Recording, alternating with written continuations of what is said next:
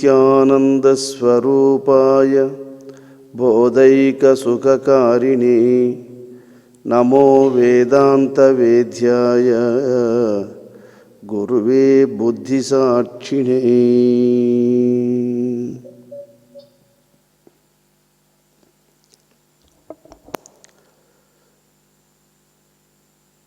సర్వలోక పూజ్యుడైనటువంటి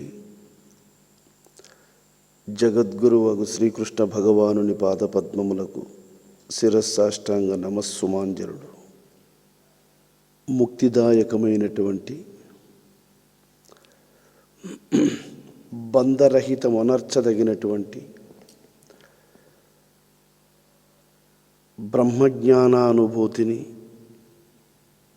ఈ లోకమున ముముక్షు జనకోటికి ఉపదేశించుట కొరకై అవతరించినటువంటి సద్గురువు శ్రీ కేశవానంద యోగిచంద్రుల పాదపద్మములకు ప్రణామములు. శ్రీకృష్ణ భగవానుడు అర్జునునికి ఉపదేశించినటువంటి గీతయందు సాంఖ్యయోగమున స్థితప్రజ్ఞుని యొక్క లక్షణములను వినబోతున్నాం. సర్వత్ర స్నేహంబు యదతలంబక అంతకంత గుగల్గు శుభాశుభముల ఎడల సంతోష దుఃఖంబులెల్ల విడుచు అతని ప్రజ్ఞ ప్రతిష్ఠితం బగును పార్థ.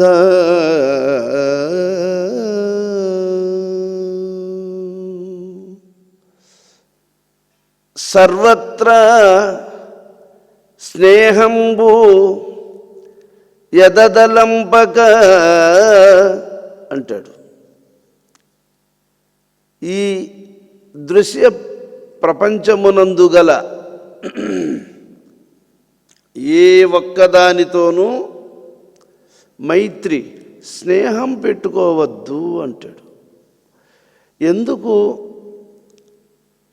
ఆ హెచ్చరిక చేస్తున్నాడు అంటే, ఒక కుండకు 10 రంధ్రములు పెట్టామనుకో, దానికి ఎన్ని నీళ్లు ముంచి లేవెత్తినా, అంచుల కాడికి నీళ్లు ముంచి లేవెత్తినా కానీ అన్నీ తొలగిపోతుంటాయి. ఆ రంధ్రాలన్నీ మూసేసామనుకో, ఎన్ని నీళ్లు ప్రవేశపెడతామో అన్ని నీళ్లు దాని యందు నిలవగలుగుతాయి. అలాగా చిల్లులు పడిన కుండలో నీరెట్ట నిలువదో, ఇంద్రియ నిగ్రహము లేనటువంటి మనస్సుకు కూడా యోగ సిద్ధి నిలువదు.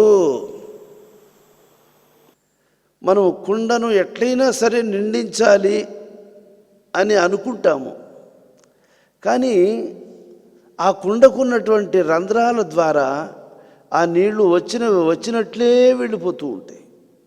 కుండ ఎప్పుడూ ఖాళీగానే ఉంటుంది అన్నట్లు ఈ మనస్సుకు 10 ఇంద్రియాదులు ఉండడం వల్ల 10 ఇంద్రియాదులు 10 ద్వారములయ్యి ఉన్నాయి మనస్సుకు.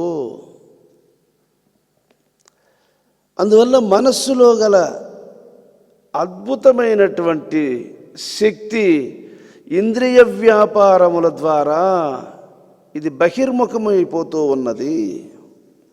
అందువల్ల జీవుడు ఆత్మను తెలుసుకోవడానికి తగినంత శక్తిని సముపార్జన చేసుకోలేని వాడయ్యి జన్మజన్మాలుగా ఇలాగే బ్రహ్మకల్పములు గడిచిపోయినప్పటికీ ఇప్పటికీ తన శక్తిని తాను కూడగట్టుకోలేనటువంటి స్థితిలో ఉండడానికి కారణం ఇదియే. తన శక్తిని తాను కూడగట్టుకోలేకపోవడానికి కారణం ఏమిటి అంటే, ఇంద్రియాదులనే ద్వారముల ద్వారా మనసులో గల శక్తి సంపూర్ణంగా నిర్వీర్యమైపోతూ ఉన్నది. అందుకని ఇక్కడ భగవానుడు ఒక హెచ్చరిక, ఈ ద్వారాలను బంధించాలి అన్నాడు. ఈ ద్వారాలను బంధించామనుకో, అప్పుడు దాని లోపలికి ప్రవేశిస్తూ ఉన్నది ఏది? ఆ చైతన్యం అనేటువంటిది నిరంతరము ఆ ప్రాణాపానముల యొక్క శక్తి, అది భగవత్ శక్తి, అది ప్రవేశిస్తూ ఉంది.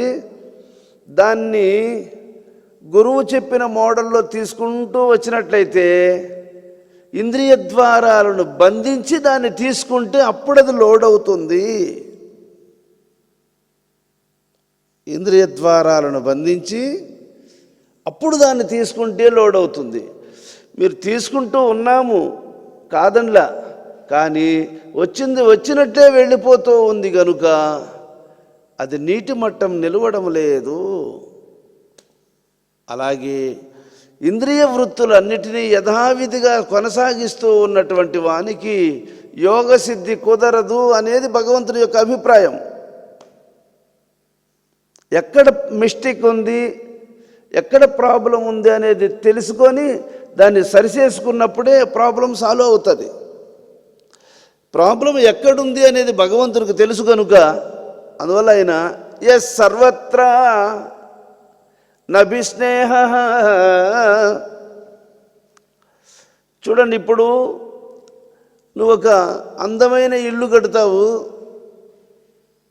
గృహప్రవేశం చేసిన తరువాత అత్యవసరమైనటువంటి కారణాలుగా ఒక నెల రోజులు బయట వెళ్ళిపోతావు. నెల రోజుల తరువాత నువ్వు ఇంటికి వస్తే ఆ ఇల్లు, ఏమండి మీరు నన్ను చాలా కష్టపడి తీర్చిదిద్దారు, నన్ను వదిలేసి వెళ్ళిపోయినారే, ఇన్ని రోజులు ఎక్కడికి పోయినారు, మీరు బాగున్నారా, ఎప్పుడు నాతోనే ఉండండి, మీరు ఎక్కడికి పోవద్దు అని భ్రాంతితో ఆ ఇల్లు మనం ఏమన్నా అడుగుతుందా? దానికి మన మీద భ్రాంతి ఉందా? మనకు దాని మీద ఉంది. దానికి మన మీద లేదు, మనకు దాని మీద ఉంది. ఇలాగే మంచి డ్రెస్ తెచ్చుకుంటాము, ఏదో పండుగ రోజు వేసుకుంటాము, మళ్ళీ 6 నెలలు దాని మాటే ఎత్తుకోము. ఏమంటే ఇన్ని రోజులు నన్ను లోపల వేసేసావే బీరువాలో, నన్ను మళ్ళీ ఒకసారి కట్టుకోకూడదా అని ఏమన్నా అది మనల్ని అడుగుతుందా? మనకు దాని మీద భ్రాంతి ఉంది కానీ దానికి మన మీద భ్రాంతి లేదు. లక్షలు ఖర్చు పెట్టి మంచి బంగారు ఆభరణాన్ని తెచ్చుకుంటాము, ఎప్పుడో ఫంక్షన్లు వచ్చినప్పుడు మాత్రం వేసుకుంటాం, మిగతాటప్పుడు దాన్ని లాకర్లో పెట్టేస్తాం. ఏమండి నన్ను లాకర్లో పెట్టేశారే, నన్ను నీకు దూరం చేసేసావే, నన్ను దగ్గర పెట్టుకోకూడదని ఏమన్నా అది అడుగుతుందా? దేనికుంది నీ మీద భ్రమ? దేనికి నీ మీద లేదు, నీకన్నిటి మీద ఉంది. ఇంటికి నీ మీద భ్రమ ఉందా? వస్త్రములకు ఉందా? పోనీ భూములకు ఉందా? దేనికి ఉంది? ఒకసారి విచారించు. నీ మీద దేనికైనా ఉందేమో? దేనికి లేదు. ఈ సృష్టిలో ఎన్నుండాయో అన్నీ కూడా అందరి విషయములు అంతే. కాబట్టి జీవునికే భ్రాంతి అనేటువంటి మాయ చేత తన శక్తిని ఒలగబోసుకుంటున్నాడు. నీకోసం తప్పించే వాళ్ళు ఎవ్వరు లేరు. కాబట్టి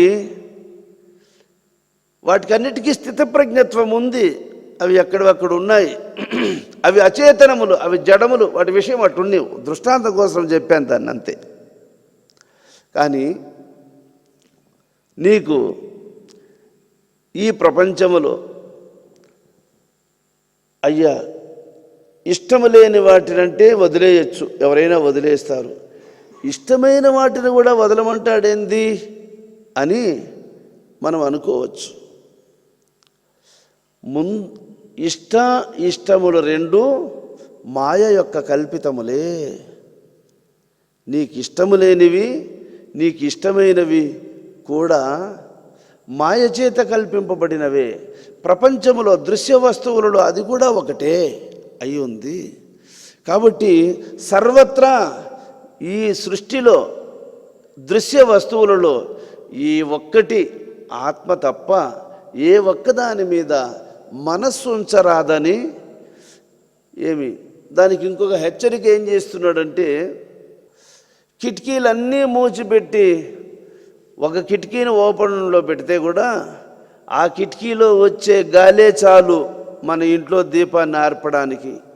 అలాగే అన్ని ఇంద్రియాదులను బంధించి ఏదో తనకి ఇష్టమైన ఇంద్రియాన్ని ఒకదాన్ని వాడుకుంటూ వచ్చావు అని అంటే అదే చాలు నీ యోగాన్ని విఘ్నము చేయడానికి. అందుకని స్వామి గారు ఇక్కడ సర్వత్రా అనే వాక్కును ప్రయోగించాడు. ఇక్కడ నభిస్నేహ తత్ప్రాప్య శుభాశుభం. నిద్రలేస్తే తిరిగి నిద్రించేంత వరకు ప్రియమైనవి కొన్ని, అప్రియమైనవి కొన్ని ఎదురుపడుతూ ఉంటాయి మనకు.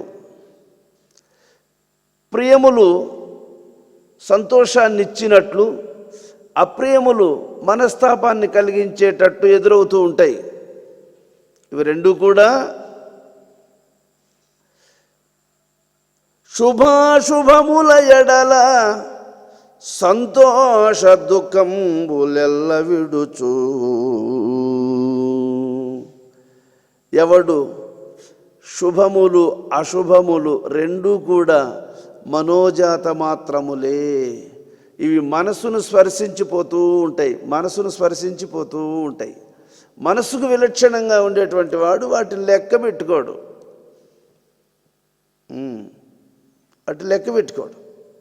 అటువంటి వాణ్ణి స్థితప్రజ్ఞుడు అంటారు అర్జున. ఇక్కడ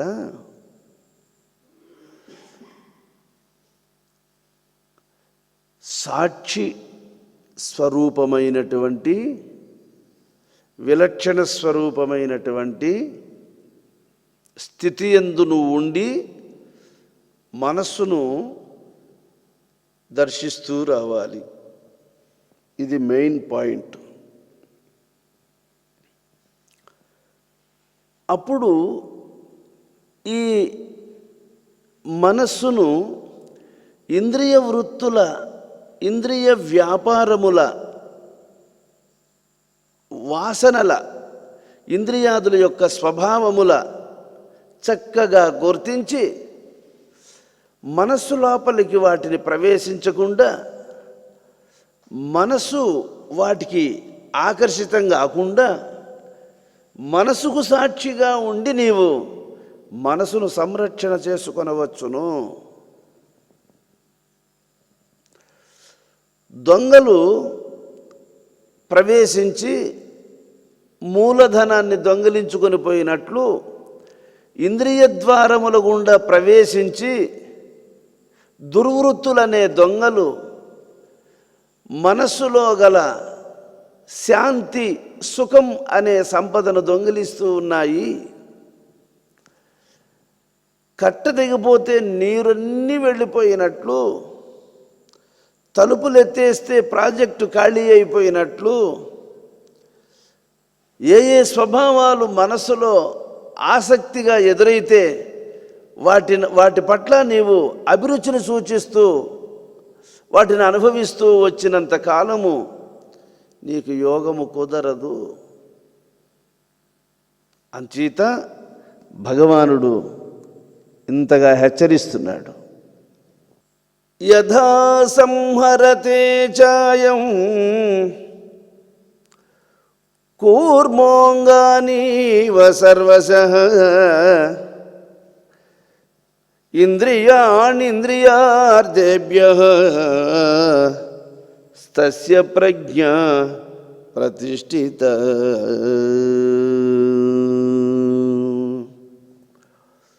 కూర్మమిట్లు ముడుచుకొను కరచరణంబు అట్లే విషయ సుఖములంటకుండా మనుజుడింద్రియముల మరలింపవలయును. అట్టివాని ప్రజ్ఞ గట్టిదగును.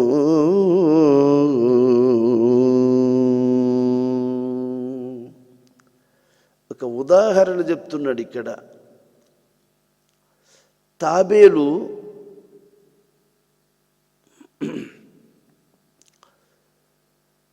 పాదములు 4, తల, తోక 6. ఈ 6ంటిని తనకెక్కడైనా చిన్న అలికిడి ఏర్పడినా, తనకేదైనా ప్రమాదము సంభవిస్తుందనే అనుమానం వచ్చినా వెంటనే ఆ 6 అవయవాలను లోపలికి ముడుచుకుంటుందట. ఆ తర్వాత దాని మీద గుండుని ఎత్తినేసిన కానీ చావదు, అది దానికి ప్రమాదం లేదు. జ్ఞాని అయినటువంటి వాడు ఇంద్రియాదులు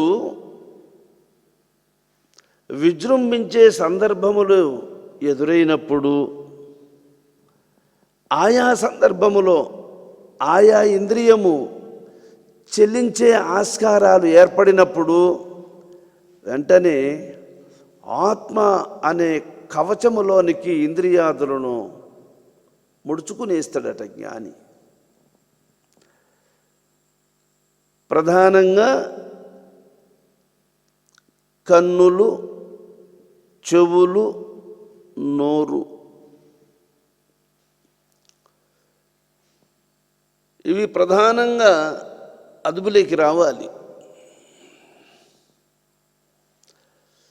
అనవసరమైన విషయాలను మాట్లాడడం, అనవసర ప్రసంగములతో కాలాన్ని గడపడం, అక్కరలేని విషయాలన్నీ విని వాటికి నోరివ్వడం, చూడకూడని దృశ్యాలను చూచి మాటిమాటికి వాటి వైపుకు చూపును మరలించడం, ఇవి చాలా ప్రమాదకరం. తక్కిన ఇంద్రియాదులు కూడా డేంజరే, కానీ మెయిన్ ఎక్కువగా వినియోగిస్తూ ఉన్నది జీవుడు వీటినే. దీన్ని మా గురువుగారు, నాయనా మనం కడతేరాలనుకుంటే దేనికి చూపు ఇవ్వకూడదు, దేనికి చెవి ఇవ్వకూడదు, దేనికి నోరు ఇవ్వకూడదు, మన పాటికి మనం పోవాలి నాయనా, అప్పుడే మనం దీన్ని దాటగలుగుతాం, లేకపోతే తగులుకుంటాం నాయనా చెప్పేవాడు స్వామి గారు. కొన్ని సందర్భాలలో కోపము విజృంభిస్తుంది, కొన్ని సందర్భాలలో కొన్నిటి మీద ఆసక్తి ఆవహిస్తుంది, కొన్ని సందర్భాలలో శోకమోహములు ఎదురవుతూ ఉంటాయి, నిందాస్తుతులు ఎదురవుతూ ఉంటాయి. వాటికంతా మనస్సు విషయ సుఖములు అంటకుండా మనుజుడింద్రియముల మరలింపవలయు. అన్నీ వినేసిన చెవులే ఇవి, అన్నీ చూసేసిన కళ్ళే ఇవి, ఎన్నో తినేసినటువంటి నాలుకే ఇది, ఎన్నో రుచులను తిని చూసాము, నాలుక మీద కూర్చొని ఉండవు అవన్నీ, ఎన్నో వినేసాము, అవన్నీ ఆనందాన్ని కలిగిస్తున్నాయా? ఎన్నో చూస్తున్నాం, అవన్నీ తృప్తిని ఇస్తున్నాయా? ఇంద్రియాదుల వల్ల కలిగే తృప్తి అసంతృప్తే గాని తృప్తి అన్ని క్షణిక ఆనందములే. భగవంతుడు వాటిని ఎందుకు పెట్టాడు అంటే, ఈ లోకములో ఆ కొంతైనా నీకు లేకపోతే నీ బ్రతుకు నిరుపయోగమవుతుంది. వాటిని సద్వినియోగం అనర్చుకుంటే వాటి వల్లనే మోక్షం లభిస్తుంది. అందుచేత వాటిని వినియోగించుకునే విధానం తెలియక వాటి వల్ల మనకు హాని కలుగుతూ ఉంది, కానీ వాటిని ఉపయోగించుకుంటే వాటి వల్లనే మనకు మేలు జరుగుతుంది. ఇప్పుడు ఇంద్రియాదుల్లో నోరు ఒకటి, జ్ఞానేంద్రియముల్లో నాలుగు ఒకటి. ఆ నాలుగే కదా ఇన్ని ధర్మాలను చెప్తూ ఉంది. అది చెడ్డది ఎందుకయింది? ఆ చెవులే కదా ఇన్ని ధర్మాలను వింటూ ఉంది. అది చెడ్డది ఎందుకయింది?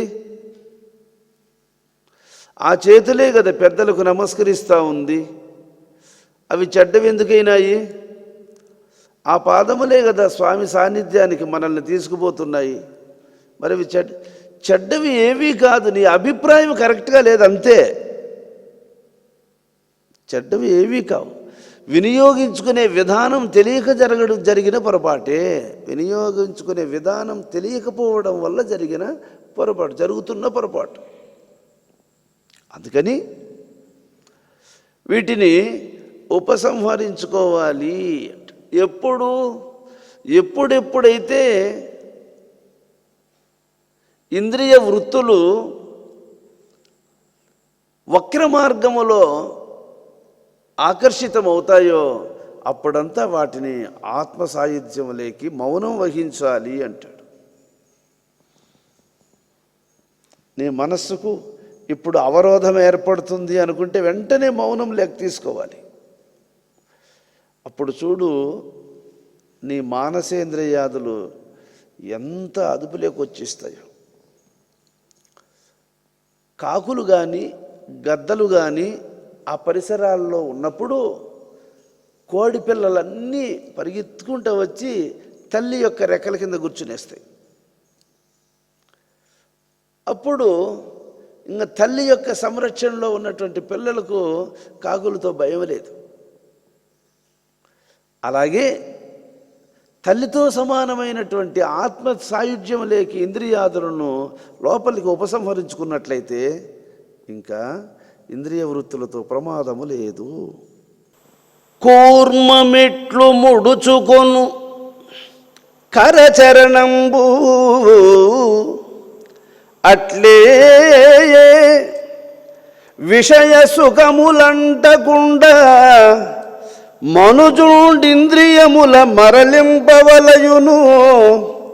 అట్టివాని ప్రజ్ఞ గట్టిదగును.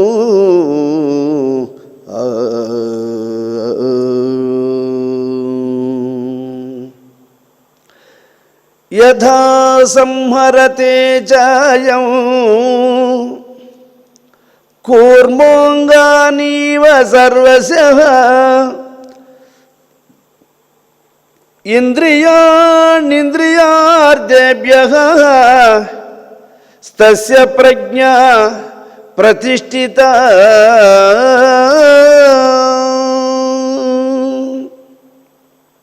ఇక్కడ తాబేలు తన అవయవములను లోనికి ముడుచుకొనున్నట్లు. తాబేలంటే అవయవాలను ముడుచుకోవడానికి బొప్పి ఒకటి ఉంది, దాని చాటుకు ముడుచుకుంటుంది. కానీ ఇంద్రియాదులను ముడుచుకోవడానికి దేని చాటుకు వెళ్ళాలి ఇది తెలియాలి కదా మనకు. దేని చాటుకు వెళితే బొప్పి చాటుకు పోయి దాని రక్షణ పొందినట్లు, ఆ బొప్పి చాటుకు ముడుచుకోవడం వల్ల అది రక్షణ పొందింది. ఇది దేని చాటుకు పోతే ఇది రక్షణ పొందుతుంది ఇది మనకు తెలియాలి కదా, అర్థం అవ్వాలి కదా. అంటే ఇప్పుడు ఒక వ్యక్తి ఆ పాయింట్ని అట్లే గుర్తుపెట్టుకోండి, మళ్ళీ మనం ఆ పాయింట్లోకి వస్తాం. ఒక వ్యక్తి నిద్రపోతూ ఉంటాడు. ఆ నిద్రపోతూ ఉన్నటువంటి వ్యక్తికి కళ్ళు చూడవు, చూపు పనిచేయదు, చెవులు పనిచేయవు, నాలుక పనిచేయదు. నాలుక మీద మిఠాయి పెడితే కూడా అనడు. అందమైన వస్తువు ఎదురుగా పెడితే కూడా చూడడు. విలువైనటువంటి మణి, 1 కోటి రూపాయలు విలువ చేసే మణిని వాని చేతిలో పెడితే కూడా నిద్రపోయేటప్పుడు దాచిపెట్టుకోడు, జోబీలో పెట్టుకోడు. అంటే ఏమిటి? ఇంద్రియాదులు పని చేయడం లేదు. ఇంద్రియాదులు దేని చాటునున్నాయి? ఇప్పుడు దేని చాటున ఉన్నాయి? ఇప్పుడు ఇంద్రియాదులు మనస్సు చాటున్నా, పోనీ ఇంద్రియాదులు గమ్మునుంటే ఉన్నాయి, పోనీ మనస్సు ఉందా ఇప్పుడాడా? మనస్సుకు ఇంద్రియాదులకు కనెక్షన్ ఉంది. మనసుంటే ఇంద్రియాదులు ఉంటాయి. సర్వేంద్రియాదులకు మనస్సు అధిపతి. మనస్సు మెలకువలేక వచ్చింది అంటే అన్ని ఇంద్రియాదులు పనిచేస్తాయి. మనస్సు మెలకువలేకి రాలేదు అంటే సర్వేంద్రియాదులు వాటి వాటి యొక్క శక్తులు ఉపసంహరింపబడిపోతున్నాయి. సర్వేంద్రియాదులు కనెక్షన్ ఆఫ్ అయిపోతుంది. అంటే మనస్సు సూర్యుడు ఉదయాద్రికి వస్తే సూర్యుని కిరణాలన్నీ భూమి మీద వ్యాపించినట్లు మనస్సు మెలకువ లేకొస్తే అన్ని ఇంద్రియాదులు ప్రకాశిస్తూ ఉన్నాయి. వాటి వాటి పనులు, వాటి వాటి యొక్క వృత్తులు, వాటి వాటి యొక్క స్వభావాలు వాటికి వస్తూ ఉన్నాయి. సూర్యుడు ఉదయాద్రికి వస్తే అన్ని గ్రామాలు, అన్ని పల్లెలు, అన్ని పట్టణాలు ఎట్లయితే తెల్లవారిపోతాయో అట్లాగా మనసు మెలకువ లేకొచ్చిందంటే శ్రవణేంద్రియము, గ్రాణేంద్రియము, జిహ్వేంద్రియము, గుహ్యేంద్రియము, జ్ఞానేంద్రియములు, అంతరేంద్రియములు, కర్మేంద్రియములు అన్నీ ప్రకాశిస్తూ ఉంటాయి. పల్లెలు, పట్టణాలు, గ్రామాలు అన్నీ ప్రకాశించినట్టు సూర్యుడు ఉదయాద్రికి వస్తే మెలకువ లేక జీవుడు వచ్చాడు, మనసు వచ్చింది అంటే అన్ని ఇంద్రియాదులు ప్రకాశిస్తున్నాయి. అన్ని ఇంద్రియాదులను ప్రకాశింపజేసేది మనస్సు, మనస్సును ప్రకాశింపజేసేది ఆత్మ. ఇప్పుడు సర్వేంద్రియాదులతో కూడి మనస్సు, సర్వేంద్రియములతో కూడి ఈ మనస్సు ఆత్మ యొక్క చాటుకుపోతూ ఉన్నది. తాబేలు అవయవాలను ఎట్టయితే తన చాటుకు ముడుచుకుంటూ ఉందో, రక్షణను పొందుతూ ఉన్నదో, ఈ మనస్సు సర్వేంద్రియాదులతో కలిసి ఆత్మ సాయుధ్యములోకి వెళ్ళి విశ్రాంతి తీసుకుంటూ ఉన్నది. కాబట్టి మరి ఆ ఆత్మ ఏది? సరే, ఇంద్రియాదులతో అన్నిటితో కలిసి మనసు, సర్వేంద్రియాదులతో కలిసి మనసు ఆత్మ చాటుకుపోతూ ఉంది. మరి ఆత్మ అనగా ఏది? ఇది ఆత్మ, ఇది హంస, ఇది సోహమనుచు. ఇది ఆత్మ, ఇది హంస, ఇది సోహమనుచు. ఇది మాయ, ఇది మాయ, ఇది విద్య, ఇది కాదనుచు. అది గురువు చెప్పింది. అది ఆత్మ, అది హంస, అది సోహం. దాని చాటున సర్వేంద్రియములతో కూడి మనస్సు ఒదిగి ఉంటూ ఉన్నది. అక్కడికి మనస్సును ఎవడైతే, అందుకు స్వామిగారు ఒరే నాయన ప్రతి శ్వాసకు ఈ అక్షరాన్ని వెంట పెట్టుకో, ప్రతి శ్వాసకు ఈ అక్షరాన్ని వెంట పెట్టుకో. పోయేటప్పుడు రాముడిచ్చిన అంగుళీకాన్ని వెంట పెట్టుకొని పోయాడు హనుమంతుడు లంకకు పోయేటప్పుడు. వచ్చేటప్పుడు సీతమ్మ ఇచ్చినటువంటి నాగరను తీసుకొని రాముని దగ్గరకు వచ్చేటప్పుడు. అందువల్ల పోయేటప్పుడు టికెట్ ఉండాలి, వచ్చేటప్పుడు టికెట్ ఉండాలి. అసలు ప్రయాణం చెయ్యాలి అనుకుంటే నువ్వు వాహనం ఎక్కగానే నువ్వు ఆ టికెట్ నీ చేతిలో ఉండాలి. అప్పుడు చెకింగ్ వచ్చి చూస్తే కూడా రైట్ ఓకే అంటాడు వాడు. టికెట్టు లేని ప్రయాణం నేరం. నేరమే కాదు, జరిమానా కూడా విధింపబడుతుంది. అలాగే నువ్వు గురువు చెప్పినటువంటి అక్షరాన్ని వెంట పెట్టుకోకుండా శ్వాసను పీల్చుకోవడం నేరము. నేరమే కాదు, జరిమానా. నువ్వు చేసినటువంటి కర్మ కూడా ప్రజెంట్ లేకొచ్చి నిన్ను అనుభవింపజేసేటువంటి అథారిటీ దానికి ఉంది. నువ్వు చేసినటువంటి కర్మ అనుభవంలోకి రావడానికి రైట్స్ ఎప్పుడు ఉండదు అంటే నీ దగ్గర టికెట్ ఉన్నప్పుడు చెకింగ్ ఆఫీసరు నిన్ను దబాయించే హక్కు వానికి లేదు, ఇంకా లేదు. కాబట్టి గురువు ఉపదేశించినటువంటి యొక్క ఆ సత్యాన్ని వెంట పెట్టుకుని ప్రయాణం చేసావా ఇంకా నీకు భయము లేదు. కాబట్టి ఈ విధంగా దాని చాటుకు వెళ్ళాలి.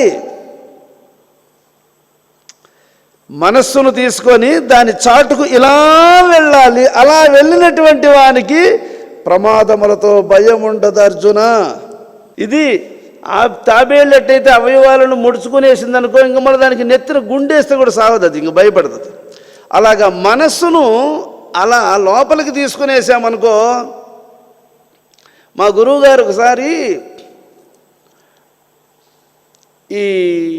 ఈ నరమ్స్ కాస్త రిలాక్స్ అయ్యేదానికోసము ప్రతిరోజు ఒక్కొక్క మాత్ర వేసుకునేవాడు. ఒకరోజు అక్కడున్న అపరిచయస్తులు, పరిచయం లేని వాళ్ళు ఏం చేశారంటే వేరే వాళ్ళ ట్యాబ్లెట్స్ తీసుకొచ్చి స్వామికి ఇచ్చేసారు. వేరే వాళ్ళ ట్యాబ్లెట్స్ తీసుకొచ్చి స్వామికి ఇచ్చేస్తే ఆ స్వామి గారు నరాలన్నీ ఇట్లా బిగదీసేసినాయండి. ఇట్లా ఏవి కానీ అట్ట చెయ్యి కానీ అట్ట కదిలించలేడు, అన్నీ ఇట్లా స్ట్రక్ అయిపోయినవి, ఇట్ట బిగబట్టేసేసాయి. నేను ఆ రోజే పోయినా ఇక్కడి నుంచి ఆశ్రమానికి పోతే స్వామి గారు అట్టే స్ట్రక్ అయిపోయి ఉన్నాడు, గడగడ గడగడగడ వణుకుతున్నాడు. నేను మనసులో ఏంది స్వామి గారు ఇలా ఉన్నారే అని నేను అనుకుంటున్నా. అప్పుడు అన్నాడు స్వామి గారు, నాయనా మనస్సు ఈ ట్యాబ్లెట్స్ పొరపాటుని ఇచ్చేశారు, దానివల్ల అట్లా అయింది, నువ్వేం బాధపడద్దు నాయనా, నేను విషం ఇచ్చినా సావనరా, నేను విషం ఇచ్చినా చావను నాయనా, నువ్వు భయపడగా అన్నాడు స్వామి గారు. అంతే, ఆ మాట అన్నాడు. మళ్ళీ కొన్ని నిమిషాలలోనే కరెక్ట్గా రిలాక్స్ అయిపోయింది, వదిలిపోయిందండి, వదిలేసింది అది ఆ పవర్స్. అలా యథాప్రకారం అయ్యాడు. అంటే దేని చాటున ఉండి వాళ్ళు ఆ రిలాక్స్ను వాళ్ళ మనస్సు పొందుతూ ఉంది, దేని శక్తి అది, ఎక్కడుండి వాళ్ళు వాటిని అధిగమిస్తున్నారు. కాబట్టి అందుకు గురువు నాయన దీన్ని మరువద్దని ప్రమాణం చేసి చెప్పింది. ఎందుకంటే మనసును ఎప్పుడు అలా తీసుకుంటూ ఉన్నటువంటి వానికి మనసును అలా తీసుకుంటూ రావాలి.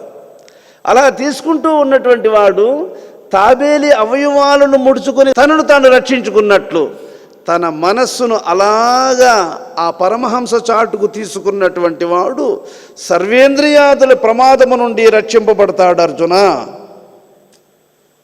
సర్వేంద్రియాదుల ప్రమాదము నుండి రక్షింపబడతాడు.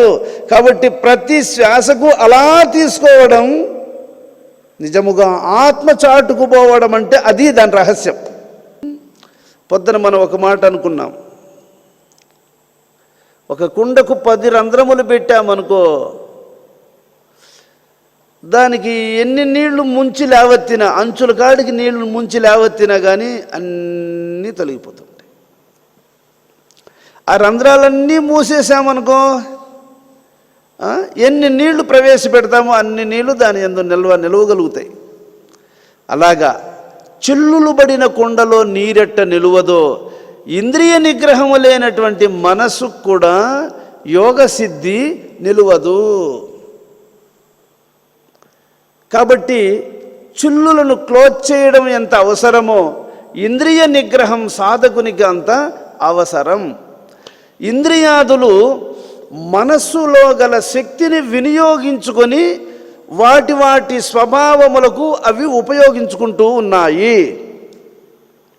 మనస్సులో గల శక్తిని జ్ఞానేంద్రియములైదు, కర్మేంద్రియములైదు. అవి ఏవి అంటే శబ్ద, స్పర్శ, రూప, రస, గంధము. వాక్కు, పాణి, పాదము, పాయువు, ఉపస్థవము. కర్మేంద్రియములైదు, జ్ఞానేంద్రియములైదు.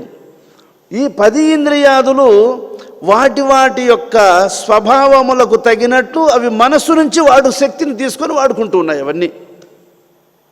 అందుకే ఇప్పుడు నిద్రావస్థలో మనస్సు లేదు, ఇంద్రియాదులు కూడా లేవు చూడు. మెలకువలో మనస్సు వచ్చింది, ఇంద్రియాదులు కూడా వచ్చినాయి చూడు. ఎందువలంటే మనస్సు లేకపోతే ఇంద్రియాదులు పనిచేయలేవు, వాటికి సపోర్టింగ్ అనేది లేదు. కాబట్టి ప్రతి ఇంద్రియము మనస్సు నుంచే సపోర్ట్ తీసుకుంటా ఉంది, మనస్సు నుంచే ఇంద్రియాదులకు సప్లై పోతూ ఉంది. అందువల్ల మనస్సును ఇంద్రియాదులు స్వాధీనమనర్చుకొని ఉన్నాయి. మరి ఈ మనస్సు నుంచి ఇంద్రియాదులకు సప్లై పోతూ ఉంది, ఇంద్రియాదులు తీసుకుంటున్నాయి శక్తిని. మనస్సు దేని నుంచి శక్తిని తీసుకుంటా ఉంది? మనసుకు ఆ శక్తి ఎక్కడి నుంచి వచ్చింది? ఆత్మ నుంచి వస్తూ ఉంది. ఆత్మ నుంచి వచ్చే శక్తిని మనస్సు నిలుపుకోగలిగితే మనసుకు ఆత్మశక్తి వచ్చేస్తుంది, ఆత్మస్వరూపం మనసుకు వచ్చేస్తుంది. ఇప్పుడు ఏమవుతా ఉంది?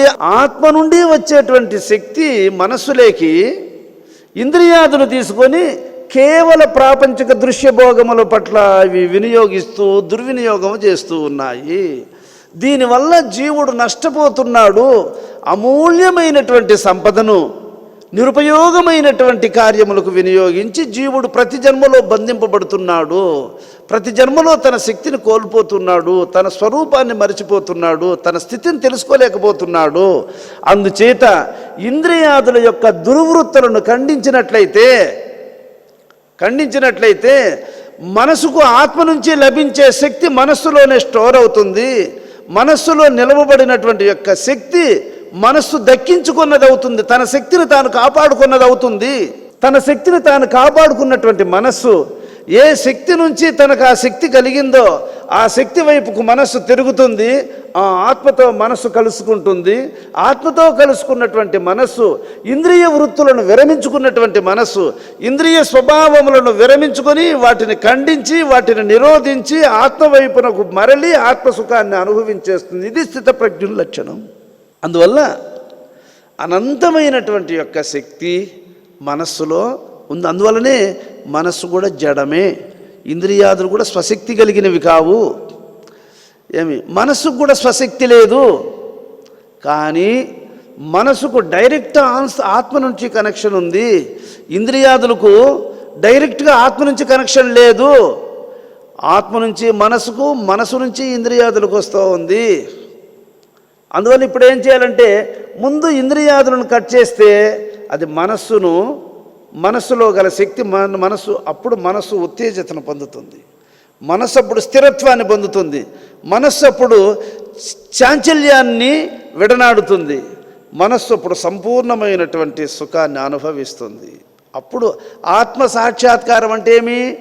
ఆత్మకు ఎదురుపడుతుంది మనస్సు. ఇది మన ఇద్దరం ఒక చోట ఉన్నా కానీ నువ్వు అట్లా నేను ఇట్లా మలుకొని ఉంటే అది ఎదురుపడినట్లు కాదు, దూరమైనట్లే. దగ్గరుండి కూడా అనభిముఖంగా కూర్చుంటే ప్రయోజనం లేదు. ఏమి దూరంగా ఉన్న వాళ్ళందరూ కూడా అభిముఖంగా ఉన్నారు చూడు ఇప్పుడు ఎదురుగా. ఎందువల్ల? లోపల ఆసక్తి ఉంది. అందువల్ల అందరూ నా కళ్ళ మలుకొని ఉన్నారు. మరి నేను మీ కళ్ళ మలుకొని ఉన్నా కదా, మీకోసరం కదా ఇంత చెప్తున్నా, మీకోసరం కదా ఇంత డిస్కషన్ చేస్తున్నాం. జరిగిపోయిన శ్లోకాలను మళ్ళీ ముందుకు తీసుకొని మళ్ళీ తీసుకొస్తున్నామంటే ఎవరి కోసరం చెప్తున్నాం ఇవన్నీ? మరి మనం వాటి మీద మనసు పెట్టద్దా, వినద్దా? ఎంత వాల్యుబుల్ కలిగి ఉంటే ఆ విషయాలను మళ్ళీ తీసుకున్నాం మనం వెనక్కి పోయి. కాబట్టి ఇంద్రియాదులకు ఆత్మతో డైరెక్ట్ కనెక్షన్ లేదు, మనసు నుంచి వచ్చే దానిని ఇవి తీసుకుంటున్నాయి. అందువల్ల మనసుకు వచ్చిన సప్లై ఇంద్రియాదులు అపహరిస్తున్నాయి. అందువల్ల ఇంద్రియాదుల వృత్తులను నిరోధించాలి. ఇది నిగ్రహం. నిగ్రహం వెనుకేముంది? అనుగ్రహం. నిగ్రహం ప్లస్ అనుగ్రహం.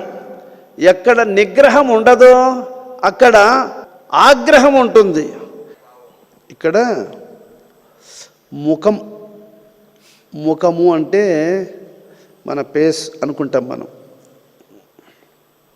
కానీ ఇంద్రియాదులు దేని వైపుకు మరులుకొని ఉంటాయో దానికి ముఖం అని పేరు. ఇప్పుడు నువ్వు అద్దం చూడాలి అని లోపల అనుకుంటే అప్పుడు నువ్వు అద్దం దగ్గరికి పోతావు కదా.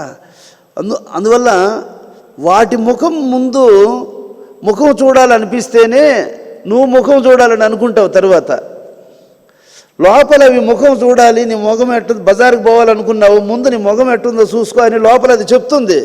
అప్పుడు అద్దం కాడికి పోయి చూసుకుంటావు. కాబట్టి లోపల ముఖము బయట ముఖాన్ని చూడమంటా ఉంది, కానీ నీ ముఖం నీకు తెలడం లేదు. లోపలుండి అది నీ ముఖం ఎట్టుందో ఒకసారి చూసుకో, అద్దం దగ్గరికి వెళ్ళి తర్వాత బజారుకి పోదువు కానీ అని లోపల చెప్పిన దానివల్ల అప్పుడు పోతున్నావు నువ్వు ముఖం చూసేదానికి. అంటే నిజమైనటువంటి ముఖాన్ని గుర్తు చేసే ముఖం ఆడుంది అంటే లోపల సంకల్పములో ఉంది. కాబట్టి ఇంద్రియాదులే ముఖమై ఉన్నాయి. ఇవి బయట వస్తున్నాయి కాబట్టి ఇది బహిర్ముఖం అవుతున్నాయి. ఇవి లోపలికి తిరుక్కుంటే అంతర్ముఖం అని చెప్పబడుతుంది.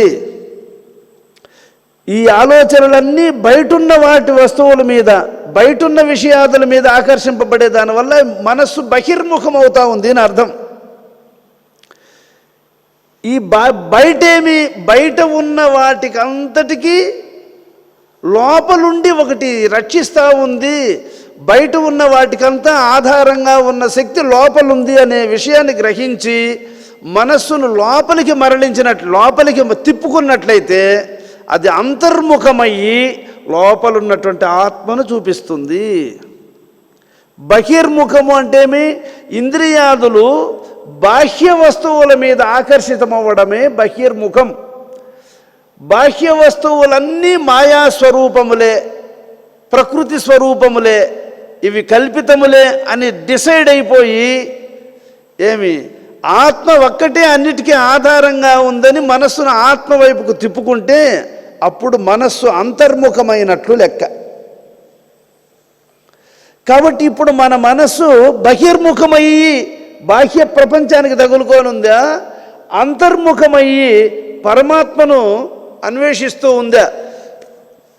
దీన్ని ఏ వంక మనము బారిన ఆ వంకకు ఇంద్రియంబులన్నీయునేగు, నీ వంక మనము మరలిన ఏ వంకకు ఇంద్రియంబులేగవువేమా. ఏ వంక మనము బారిన ఆ వంకకు ఇంద్రియంబులన్నీయునేగు, నీ వంక మనము మరలిన ఏ వంకకు ఇంద్రియంబులేగవువేమా. నీ వంక మనము మరలిందా ఇంక ఏ వంకకు పోదు. అందువల్ల ఇప్పుడు నీ మనసు చూడు, అక్కడ మలుకున్నామనుకో, అక్కడున్న వస్తువునే చూస్తుంది, మనసు గమనిస్తుంది, అన్ని ఆలోచనలు అక్కడ ఉన్నటువంటి వస్తువుని బాగా పరిశీలిస్తుంది. అక్కడ ఉండేటువంటి చూపుని ఇటు మళ్ళీ ఇచ్చామనుకో, ఇక్కడ ఉండేటువంటి యొక్క స్వరూపాన్ని అన్ని ఇంద్రియాదులు గమనిస్తూ ఉంటాయి. కాబట్టి ఏ వంక మనము మరలిన ఆ వంకకు ఇంద్రియంబులన్నీయునేగును. దేని మీద మనస్సు పెడతామో, ఫోకస్ దేని మీద పెడతామో దాని గురించి అన్నీ విచారిస్తాయి. అలాగే నీ వంక మనము మరలిన ఇక ఏ వంకకు ఇంద్రియంబులేగవువేమా. కాబట్టి నీ వైపుకు నీ వంక మనస్సును త్రిప్పడమే అంతర్ముఖము. ఇప్పుడు బహిర్ముఖులమై ఉన్నాం, మన మనస్సు బహిర్ముఖమైందే, దానివల్ల బయట ముఖం వచ్చింది మనకు. బయట ఒక ముఖము, ఒక స్వరూపం బయట వచ్చింది అని అంటే మన మనస్సు బయట తగులుకొని ఉండే దానివల్ల బయట కూడా మనకు ఒక స్వరూపం వచ్చింది. ఇది బయట దాన్ని త్యజించి లోపలికి మలుకునేసిందా పరమాత్మ స్వరూపం వచ్చేస్తుంది. ఇది అంతర్ముఖం, బహిర్ముఖం. అన్నీ మంచి గుణాలు ఉన్నాయి, ఇది ఒక్కటే కదా చెడ్డ గుణము, అది ఉంటే ఉన్ని లేననుకుంటే అదే మనకు ఓనం తెచ్చిపెడుతుంది. ఏదో ఒక చెడ్డ గుణం ఉంటుంది, అదే సేటు తెచ్చిపెడుతుంది. కాబట్టి ఒక్క చెడ్డ గుణాన్ని కూడా మనసులో ఉండివద్దు, తొలగించు. ఇది వేదము, ఇది మహాత్ములు చెప్పేది. ఇది ప్రతి ఒక్కరికి అవసరమా లేదా చెప్పు? అయితే అందరికీ ప్రతి మానవాళికి ఇది అవసరమై కూడా ఎంతమంది దీన్ని వినగలుగుతున్నారు? ఆ అదృష్టం ఎంతమందికి ఉంది? అవురా? కాబట్టి గొప్ప రహస్యం ఏంది అంటే తన మనస్సును తాను పరిశీలించుకోవడం గొప్ప రహస్యము. మనం పరిశీలించుకోవడానికి మనకంత అవగాహన చాలదు. కాబట్టి ప్రాజ్ఞులైనటువంటి మహాత్ముల ముందర కూర్చుంటే ఆ ఒకే పాయింట్కు వాళ్ళకు అనేక ఉపమానములతో మనకు క్లారిటీగా దాన్ని మనకు అందించగలుగుతారు. వాళ్ళు ఉపమానముల ద్వారా దాన్ని మనకు అందించగలుగుతారు. ఇప్పుడు సీతాదేవి చిత్రకూటాద్రి పర్వతములో ఉన్నప్పుడు రావణాసురుడు మారీచుణ్ణి ప్రేరేపిస్తాడు. మారీచ, సీతను నేను అపహరించాలనుకున్నాను, నువ్వు మాయలేడి రూపంలో వెళ్ళి సీతకు కనబడు, అప్పుడు సీతాదేవి నాకు ఆ జింక కావాలి అని కోరుతుంది. ఆమె కోరికను తీర్చడానికి రాముడు ఆ జింక వెంటబడతాడు. అప్పుడు నువ్వు రామునికి దొరికినట్లే రాముని దూరంగా తీసుకొని వెళ్ళిపో, అప్పుడు నేను సీతను అపహరిస్తానని చెప్తాడు వాడు. చెప్తే మారీచుడు రావణాసురునికి చాలా వరకు చెప్తాడు, అయ్యా నేను తాటకి కుమారుణ్ణి, మా తమ్ముడు సుబాహు అనేవాడు ఒకడున్నాడు, మా తమ్ముడు నేను ఇరువురము కలిసి మా అమ్మతో కూడా వెళ్ళి విశ్వామిత్రుని యాగాన్ని భంగం చేసేవాళ్ళం మేము. అప్పుడు శ్రీరామచంద్రమూర్తి లక్ష్మణునితో కలిసి యాగరక్షకుడుగా ఉండి మా దుండగములను చూచి మా అమ్మను మా తమ్ముడిని అక్కడే కూల్చేశాడు. ఆయన ఒక్క బాణంతోనే తెగ నరికేశాడు మా అమ్మను మా తమ్ముడిని ఇద్దరిని. నన్ను మాత్రము ఎందుకో ఆ రాముడు బతకనిచ్చాడు. నీ యదానబడి నేను ఈ పనిష్మెంట్ అనుభవించాలని నాకేమన్నా రాసి పెట్టిందేమో ఏమి, నన్ను మాత్రం ఆయన సముద్రానికి యువతలొచ్చి పడేట్టుగా కొట్టేశాడయ్యా. ఆయన ప్రాణాలు తీసేయకుండా ప్రాణాలతో వచ్చి ఎడబడాను, నీ చేత పట్టుబడాను. రాముని యొక్క బాణముల యొక్క రుచి చూచాను నేను, ఆ మహాత్మునికి ఎదురుగా పోయే ధైర్యము నాకు లేదు, కాబట్టి నేను పోను అంటాడండి మారీచుడు. అంటే రావణుడు వెంటనే వరలో ఉండే కత్తిని లాగాడు. ఇట్లా పోతావా, నిన్నిప్పుడే శిరచ్ఛేదన చేసేనా అని అడిగితే అని దబాయించి మాట్లాడితే అప్పుడు మారీచుడు ఆలోచన చేశాడు, ఈ నీచుని చేతిలో చావడం కంటే పురుషోత్తముడైన రాముని చేతిలో చావడమే మంచిది అని ఆలోచన చేసి అతడు నిర్ణయించుకుంటాడు, సరే వెళుతానంటాడు. సరే ఆ టాపిక్ అట్లుండి మారీచుడుగానే వచ్చుండుంటే ఇక్కడ వాడు రాక్షసుడని గుర్తించుండేవాళ్ళు, అక్కడే పడగొట్టేసి ఉండేవాళ్ళు. సీతమ్మ వాడిని కోరుండేది కాదు, రాక్షసుడిని కావాలని ఎందుకు కోరుతుంది ఆమె? వాడు మాయ వేషంలో వస్తాడండి, జింక వేషంలో వస్తాడు. అప్పుడు సీతాదేవి, ప్రాణేశ్వర ఆ జింక చూడు, దాని నడక, దాని యొక్క సొగసు, ఆ చెవులు కదలిక, దాని గంతులు ఎంత బాగుంది చూడు, దాన్ని ఒకసారి నాకు పట్టిస్తే ఒళ్ళో కూర్చోబెట్టుకొని దాంతో కాసేపు ఆడుకుంటా నేను, నా జింకను బట్టి అని అడుగుతుంది. అంటే రాక్షసుడు మాయ రూపములో వచ్చి సీత మనస్సును ఆకర్షింపజేస్తాడు. ఇంద్రియాదులు కూడా అలాగా నీవు ఇంద్రియ వృత్తులను అనుభవిస్తే ఎంత టేస్ట్గా ఉంటుంది, ఎంత సుఖంగా ఉంటుంది, ఎంత మధురంగా ఉంటుంది అన్నట్లు ఇంద్రియాదులు వాటి వల్ల అనుభవించే సుఖాలను ముందట్లా చూపించి వెనుకాల భయంకరమైనటువంటి కష్టాలకు దారి తీసేస్తాయి అవి. కానీ మొదట్లో అవి మనల్ని ప్రలోభ పెట్టడానికి, అందులో గొప్ప సుఖం ఉందన్నట్టు అనిపింపజేస్తాయి అవి. ఎలాగ మారీచుడు సీతాదేవి దగ్గరకు అందమైన జింకలాగా వచ్చాడు, రాముడు ధరంగోని పోయేటప్పటికీ రాక్షసుడయ్యి కింద పడి చచ్చాడు. అలాగే కోరికలు అనేటువంటి మొదట్లో అందంగాను సుందరంగాను ఏమి సారవంతంగాను కనబడతాయి. వాటిని ముట్టుకుంటే వాటి వల్ల సుఖం ఉంది అని వాటిని స్పర్శిస్తే వాటి నిజరూపం బయటపడి దుఃఖానికి గురి చేస్తాయి. ఇలాగా ఇంద్రియాదులు మోసగిస్తాయి. మాయ రూపంలో వచ్చి లేడి సీతాదేవికి రాముణ్ణి దూరం చేసేసినట్లు మన మనస్సుకు ఇంద్రియ వృత్తులు అనేటువంటివి భగవన్నామ స్మరణకు దూరం చేసి మనస్సును ఈడ్చుకొని వెళ్ళిపోతాయి. ఇంద్రియాదులు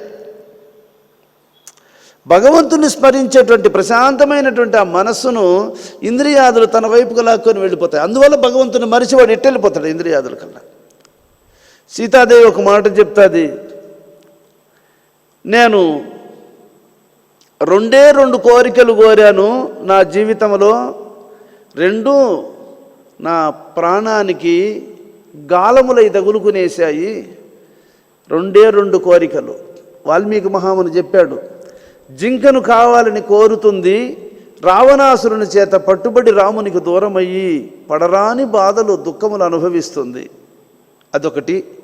ఇంకొక కోరిక, అయోధ్యకు వచ్చిన తరువాత గర్భిణీగా ఉన్నప్పుడు మునికన్యలను చూడాలని ఉంది, మునీశ్వరుల ఆశ్రమాలను సందర్శించాలని ఉంది ప్రాణేశ్వర అని భర్తను అడిగింది. రెండవ కోరిక.